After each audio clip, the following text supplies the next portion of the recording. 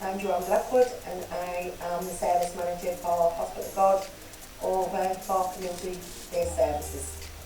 I'm Hannah Robertson, I'm the Senior Dementia Advisor at the Bridge and I'm also the Coordinator for Dementia Hartlepool.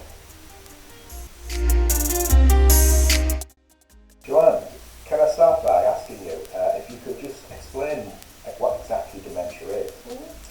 Dementia is a disease of the brain, and there is a variety of types of dementia, and the most common one is Alzheimer's disease. And there's other names such as vascular dementia and mixed type dementia as well as Lewy bodies, to name but a few. Everybody's experience is very unique to them, but some symptoms may be short and long-term memory, people having difficulty with daily living skills such as cooking, laundry, domestic tasks and managing their finances. They get confused and disorientated within their own home or out in their local community, may become lost. And the biggest thing I think for us is that, if people suspect that they've got a memory problem, is to go and seek advice because it may not be the memory.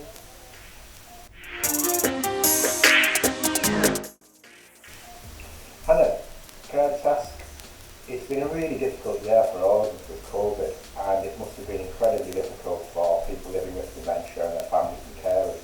Can you tell us a little bit about the feedback that you've had from people who use your services about their experiences?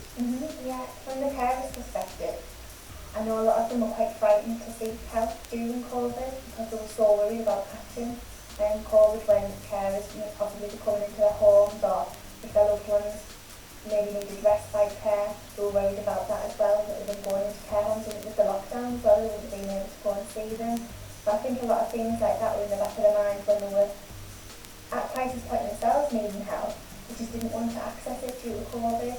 And then from the people living with dementia's perspective, it's had such a big detrimental effect to their mental health.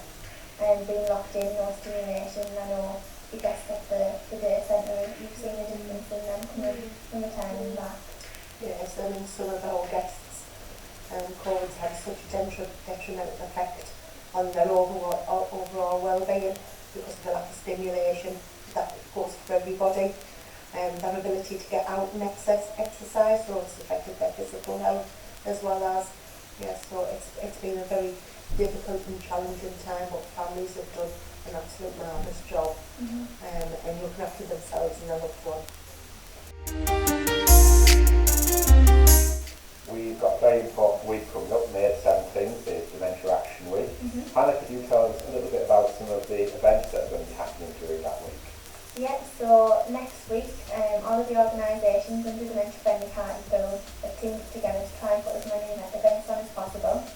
Unfortunately, this year it has had to be scaled back due to COVID, but we've put as much on as we can.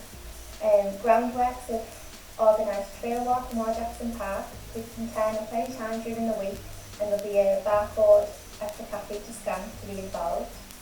The participation team at Hartlepool Borough Council have put activity packs together for care homes to increase movement and participation. The bridge is going to be open, drop-in service and all sorts of dementia friend sessions if people want to access them. I know the support hubs are doing an LED dementia friend sessions for under 5s in Jackson Park and doing quizzes virtually. So there's still a lot going on, and it is scaled back, but please do get involved, everyone, as much as you can. There's really a tremendous amount happening. Joanne, could you say a little bit about some of the things that are going to be happening in the year ahead and how you're going to be reintroducing some of your services going forward? Well, with the bridge now, we're able to access the community on a wider scale, being able to do home visits and actually going out and meeting people and supporting people, especially those who are still a little bit tentative about leaving their homes. Our community pastime services nearly running back up to full scale now, accessing communities, from going to the beach, the parks, taking people shopping, accessing hairdressers, which everybody's been obviously really needing to do. And the day centre's still not back to running to full capacity. We're still offering morning and afternoon sessions at the moment, but hopefully in the future guest capacity will increase as well as going back to full days. Thank you. And finally, Hannah, could you just recap for us what people should do if they think that they may be developing dementia, and also some of the services that are available in Hartlepool to support families and people with dementia? Yes, so firstly, if you think yourself or a loved one is starting with memory problems, go to your GP. Could be something physical that's causing those memory problems, it may not be a dementia, so it's really important to see your GP first. If it is a dementia, there is a lot of support services available in Hartlepool, such as the Bridge Dementia Advisory Service. There's also Hartlepool Carers, Healthwatch Hartlepool, and Hartlepool Borough Council as well. Thank you, Hannah. And a full list of those services will appear on screen at the end of this